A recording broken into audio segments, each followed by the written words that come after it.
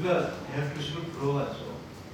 그리고 대학 교수들마다 오로지 역사의 문제를 치열하게 연구를 주고 그 시대를 대표하는 지식인이 어떤 면에서 아주 부러운 자유인이신 김기혁 선생님이 오늘 우리에게 들려주시는 그 주제이자 화두입니다. 마침 또 12월 4일 날 우리 다른 백문의 연구원을 이끌어 가실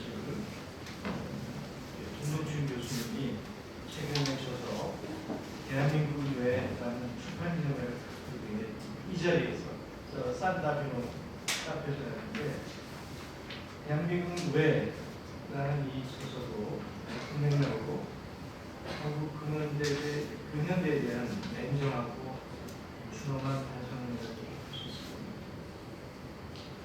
다만 이제 우리가 마주하고 있는 오늘의 현실, 정치 경제, 역사의 모든 현실이 우리를 실망시키고 좌절하게 하고 또한 분노하게 합니다.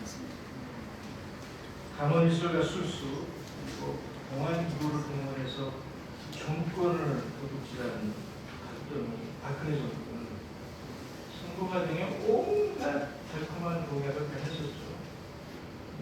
아마 동네 판결도 이렇게 버리진 않고 정말 의리 없는 정권. 또 저는 여성이 대통령이 돼서 어머니 같은 좀 따뜻한 보살핌이 있을까? 이거는 뭐 그 밖에 산다는 건 이런 냉기가 도는 정부가 없습니다. 남북한 문제도 그렇죠. 이렇게 반정적이고 반민족인 정권이 있습니다. 거기에 대해서 이제 역사 평가를 조작하고 고충하고 무식을 떠나고 무식함을 떠나서 그런 무시한 거죠. 거기다가 이제 뭐 4대 개혁이라는 개혁이 뭔지 모르겠어요. 요즘 스타라이라는 반동적 프로그램을 진행하고 있습니다. 그럼에도 우리 다른 백면 또 국악 들어가야지. 저는 그 첫 번째 근거를 동학에서 찾고 싶습니다.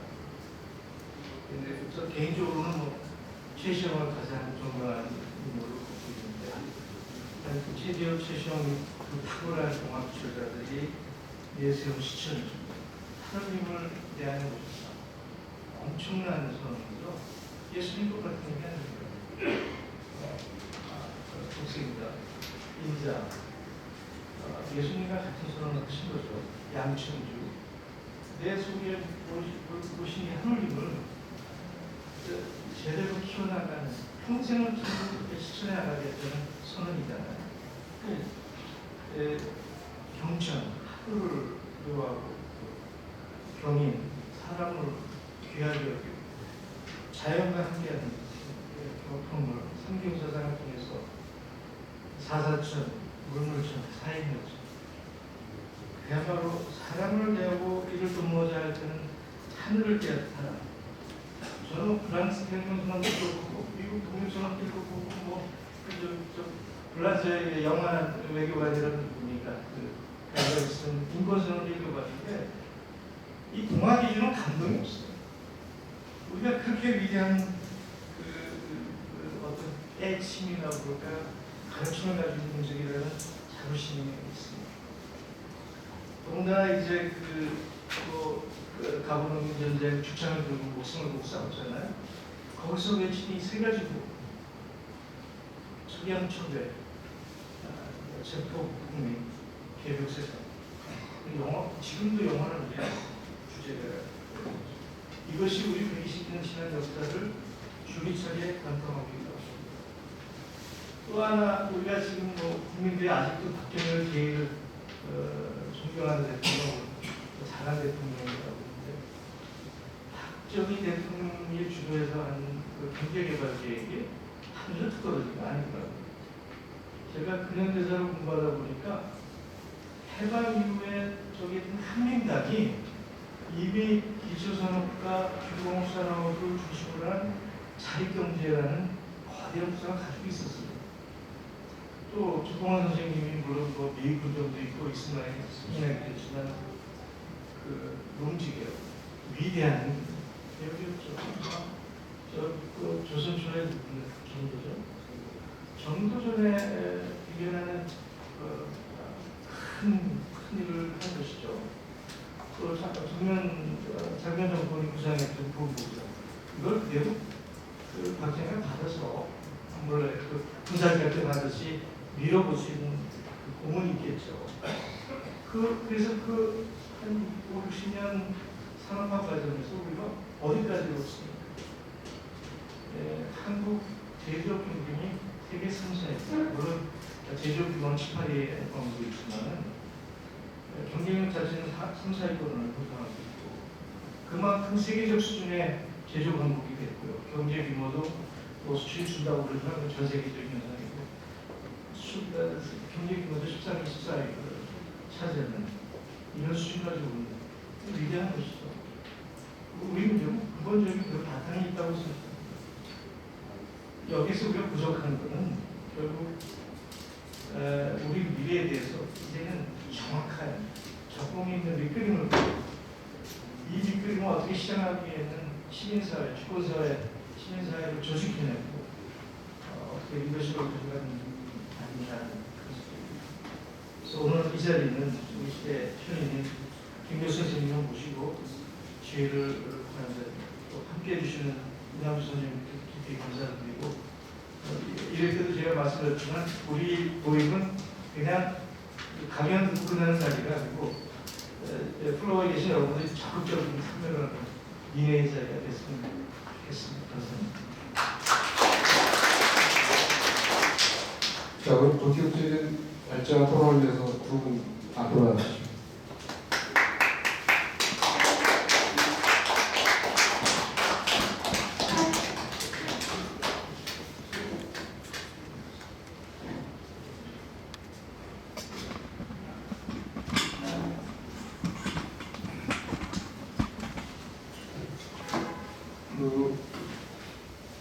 발제자, 토론자를 지금 소개하기 앞서서 이런 토론을 마련하게 된 과정에 앞에 일단 간단하게 좀 말씀을 드리고 시작하도록 하겠습니다.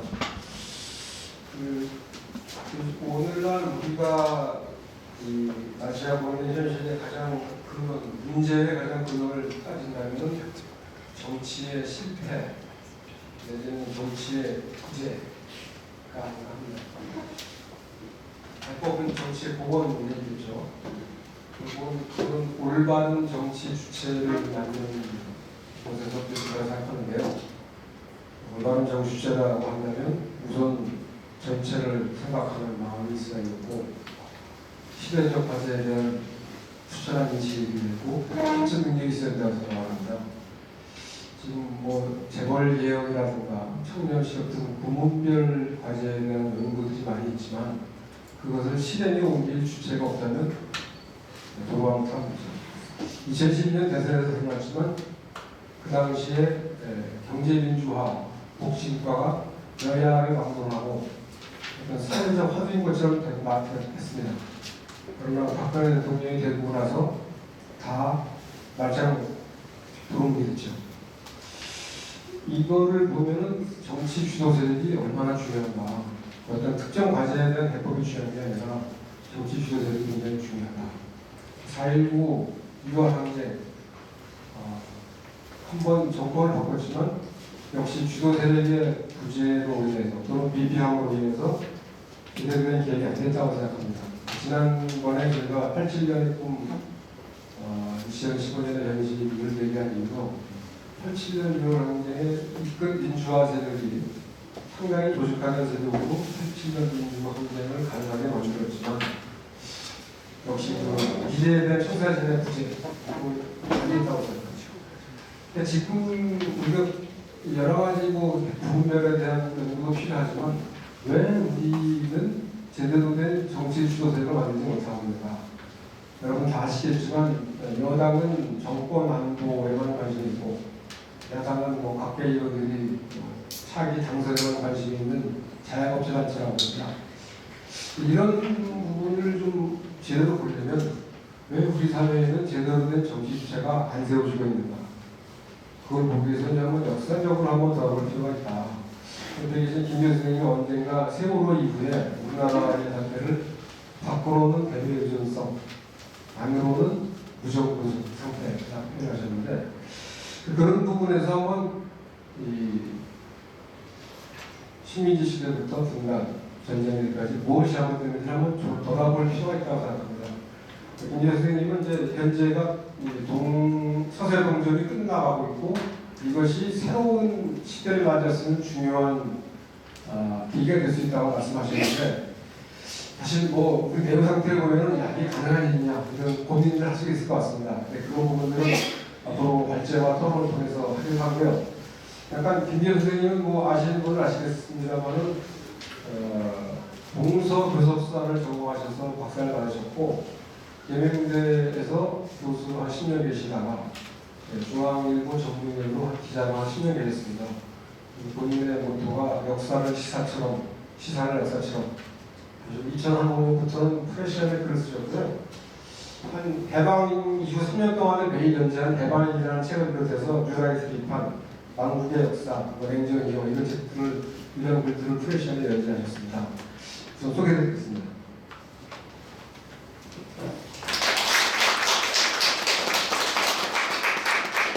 오늘 토론을 맡아주실 이남주 교수님은 베이징 대학에서 정치학 박사를 받으셨고 성공회대 교수를 하셨고요. 지난번 총선에서는 당시 민주통합당의 공천심사위원을 하셨습니다. 굉장히 정치 참여적인 지식이시고 중국제를 받으셔서 오늘 말씀하신 중에 이제 중국의 부산에 가는 의미 이런 것들이 많이 있기 때문에 그 부분에 관한 좀 토론을 부탁드렸습니다. 순서는 김대엽 선생님이 약 한 40분 정도 말씀을 해주시고 그다음에 이남주 교수께서 코멘트 겸 질의응답을 한 2분이 40분 정도 하신 다음에 플로레이션 마이크를 남기도록 하겠습니다. 그럼 우선 김대엽 교수님의 말씀을 듣도록 하겠습니다.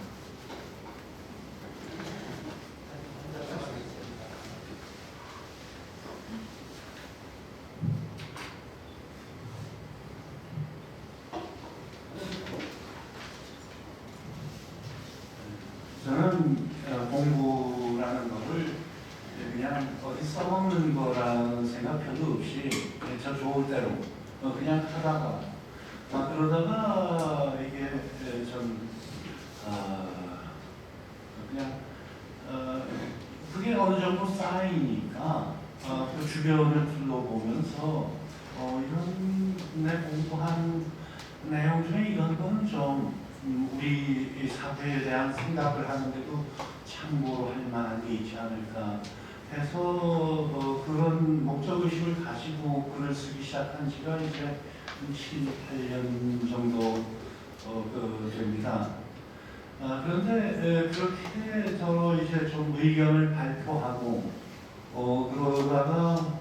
그러면서 늘 아쉽게 생각되는 게 우리 사회에서 개인적으로 참 좋은 의견을 내주고 보여주고 하는 분들은 꽤 있는데 그것이 어떤 실천운동, 정치운동에서는 그렇게 좀 넓은 시야를 가지고 좀 힘을 끌어모을 수 있는 그런 분위기가 잘 보이지 않는 거가 참 아쉽다는 생각을 점점 하게 되고 그러다가 이 다른 백년 한 1년 전에 이 다른 백년 형성되는 그 이야기를 들으면서는 모처럼 참 우리 사회의 그 지나온 일과 앞으로 나아갈 길을 넓게 바라보는 그런 운동이 생겼다는 점에서 굉장히 반갑게 생각했습니다. 그래서 오늘 이렇게 이야기할 기회를 가지게 된 것도 무척 기쁘게 생각하죠. 그래서 이제 지난달 첫 번째 포럼 할 때도 어떤 분위기가 구경을 왔어요. 그래서 역시 참 이렇게 좋은 생각을 나누고 또 그걸 키워가고 또 실천하고 그런 데 좋은 바탕이 마련되고 있구나 그렇게 생각을 했는데 그리고 이제 오늘 발표 계획을 세웠는데 저는 이제 제가 공부해온 걸 가지고 다른 백면을 가져온다. 서세동적의 해소가 다른 백면을 가져온다.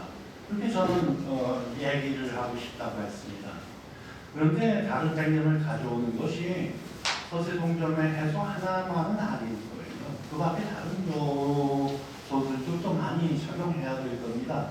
그 중에는 지금 여기 있는 우리들이 또 앞으로 어떤 행동을 하느냐 그런 것도 또 중요한 요소가 되겠죠. 다만 서세동점의 해소도 분명히 하나의 요소로는 작용할 거다. 그래서 그 측면에 대해서는 제가 최대한 보여드리고 싶다. 그래서 오늘 발표를 준비했습니다. 그리고 굉장히 그런 반갑고 기쁜 마음에 의욕이 넘쳐서 준비한 분량이 사실 한 번 앉은 자리에서 얘기하기에는 너무 많은 분량을 준비하게 됐어요.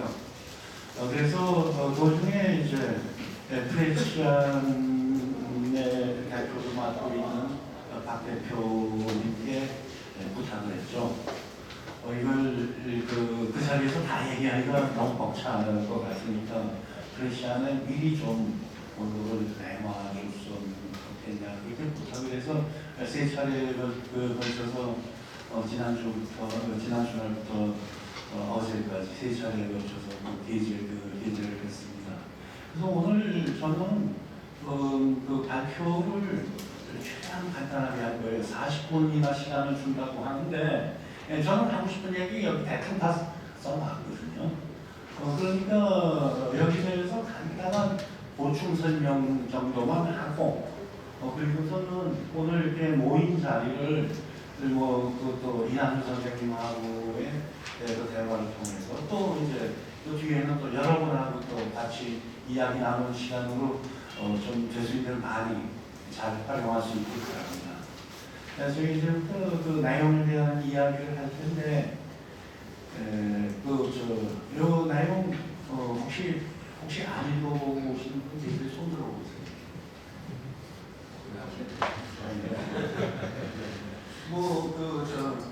그런 분도 계시지만 많지는 않으니까 무시하겠습니다. 그래서 나중에 읽어보셔도 좋을 거예요. 오늘 이야기 나눈 걸 그걸 이제 이렇게 기억에 남아있는 상태에서 다시 읽어보더라도 오히려 더 쉴 때 요점을 파악할 수 있는 그런 면도 있을 겁니다. 근데 제가 이 얘기를 하는 것이 좀 전문성이 없어요.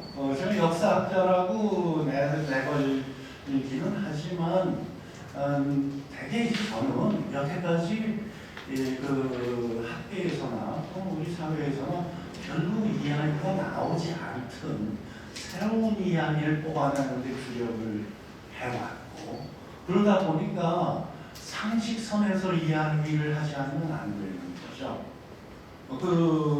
전문적인 지식을 딱 쌓아놓고 거기서 이거는 이거야 하고 자신 있게 이야기를 하는 게 아니라 그냥 이렇게 해서 볼 수 있지 않을까?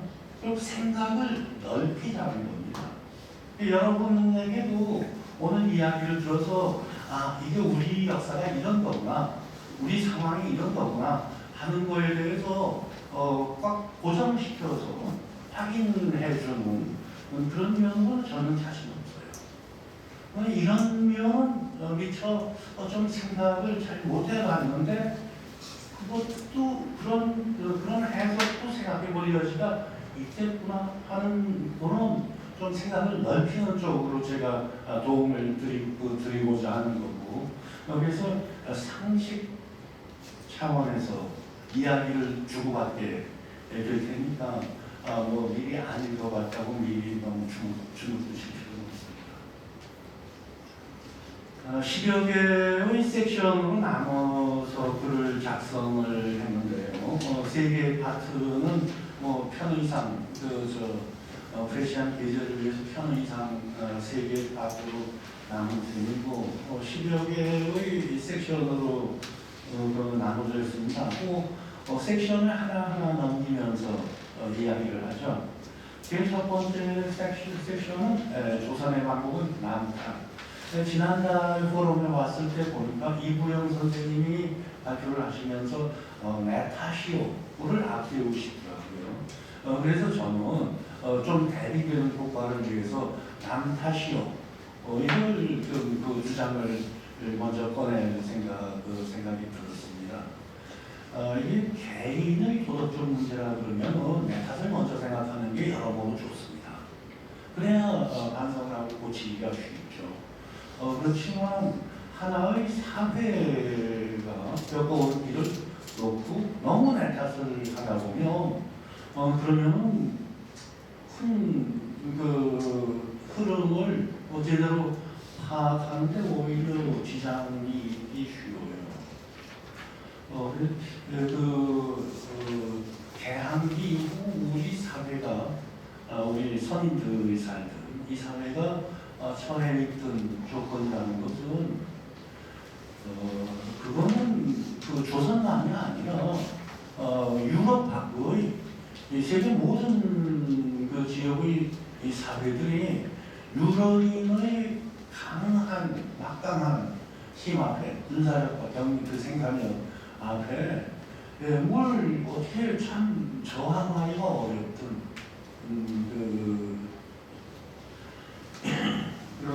그런 상황이었고 특히 그 유럽인들이 유럽 외부를 정복해 나가는 과정에서 가장 벅찰 수 있었던 상대가 이슬람 세계하고 동아시아 세계였습니다. 그래서 이슬람 세계를 거쳐서 이제 동아시아 세계 그 세계까지 19세기 후반에 이르게 되는데 그걸 표현하는 말이 서세동점이죠. 서세동점의 상황에서는 유럽인의 힘한테 어쩔 수가 없는 전체적인 상황이 그랬다는 것.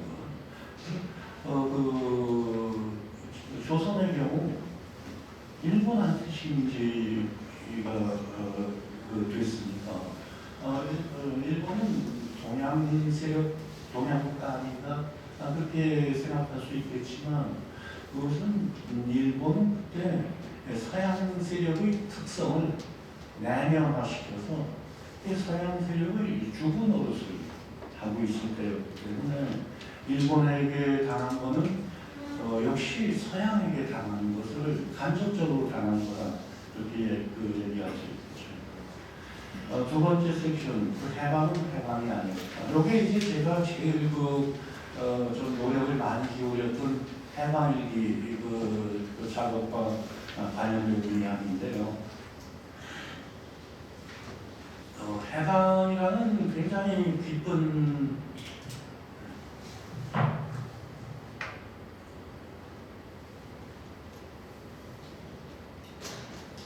일이 있어서 그것이